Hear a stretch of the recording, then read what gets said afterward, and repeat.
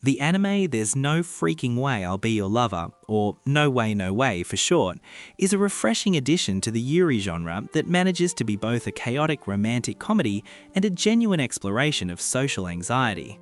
It officially hit the screen in early 2025, produced by Studio Mother.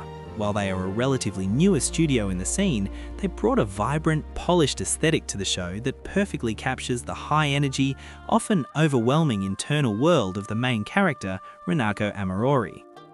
At its core, the story follows Renako, a girl who spent her middle school years as a total loner and is desperate to make her high school experience different. She manages to reinvent herself, ditching her gloomy persona to join a group of popular, high-tier students. However, she's constantly exhausted by the effort of maintaining this social mask. Her primary goal is simple, yet incredibly difficult for her. She just wants to be a normal girl with a stable group of friends without having to perform or overthink every interaction. She craves platonic connection above all else because she views friendship as the ultimate safety net. The catalyst for the entire plot is her relationship with Mai Otosuna, the literal perfect girl of the school, beautiful, wealthy, and seemingly flawless. After the two share a moment of vulnerability, Mai confesses her romantic feelings for Renako. This creates the central conflict because Renako isn't looking for a girlfriend, she's looking for a best friend. They eventually strike a deal to compete to see which relationship style suits them better, being lovers or being best friends. What makes this anime special and unique is how it handles the yuri or girls' love elements. It isn't just a slow-burn romance, it's a high-stakes psychological tug-of-war. The show uses a lot of internal monologues and exaggerated visual metaphors to show Renako's panic.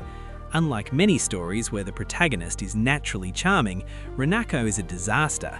She's neurotic, sweaty, and constantly on the verge of a breakdown, which makes her incredibly relatable to anyone who has ever felt like an imposter in a social setting. It avoids the typical damsel tropes and instead focuses on the messy, awkward reality of trying to define a relationship when two people want completely different things. While there isn't a traditional villain or antagonist in the sense of someone trying to destroy the world, the obstacles come from within the friend group and the societal expectations placed on the characters. Mai herself acts as a sort of benevolent antagonist to Renako's peace of mind. Her goal is to prove to Renako that they are soulmates, and she pursues this with a terrifying level of confidence and intensity. Later on, other members of their friend group introduce their own complexities, creating a dynamic where the antagonism is really just the clashing of different personal traumas and desires. The setting is primarily a high school environment, but it doesn't feel confined to just a classroom. You spend a lot of time in the after-school spaces, the rooftop, local cafes, and the lavish environments that come with Mai's wealthy lifestyle. The contrast between the mundane school hallways and the high-pressure social outings highlights Renako's struggle to stay afloat.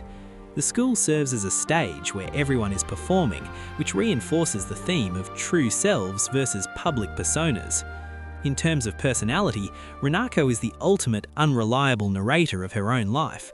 She views herself as a loser, but she's actually deeply empathetic and observant. Mai is her polar opposite, outwardly perfect and assertive, but inwardly lonely because no one sees her as a real person, only as an idol to be admired. Then you have characters like Satsuki, who is cool and analytical, and Ajisai, who is the angel of the group, but possesses a surprising amount of emotional depth. The chemistry between these varying personalities creates a poly-tension that keeps the viewer guessing. If you're looking for something similar, it shares DNA with Ogurairu because of its cynical protagonist and the deconstruction of high school social hierarchies. It also feels a bit like Kaguya-sama Love is War due to the strategic, almost battle-like approach to romance and the high-octane comedy. However, it leans much more heavily into the specific nuances of female friendships and the blurred lines between platonic and romantic love. The genre is firmly a romantic comedy with a heavy dose of slice of life, but it's the yuri element that defines its soul. It doesn't treat the attraction between girls as a gimmick or something purely for the male gaze. It feels grounded in the actual emotional confusion of being a teenager. It's about the struggle to be seen and the fear that if people knew the true you, they'd leave. The plot moves at a brisk pace, focusing on these contests between Renako and Mai.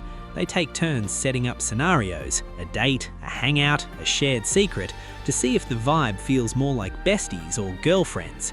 It leads to some genuinely hilarious moments, but also some quiet, heavy scenes where the characters have to confront why they are so afraid of being alone. You won't find spoilers here about how the contest ends, or who ends up with who in the long run. The beauty of the show is watching the evolution of Renako's self-esteem. She starts the series thinking she's a background character in someone else's life, and the journey is about her realizing she's the lead in her own. It's a loud, colourful and surprisingly smart look at how we build relationships in an age where everyone is trying to be perfect. It's less about the destination and more about the chaotic, sweaty and heart-pounding process of finding where you belong.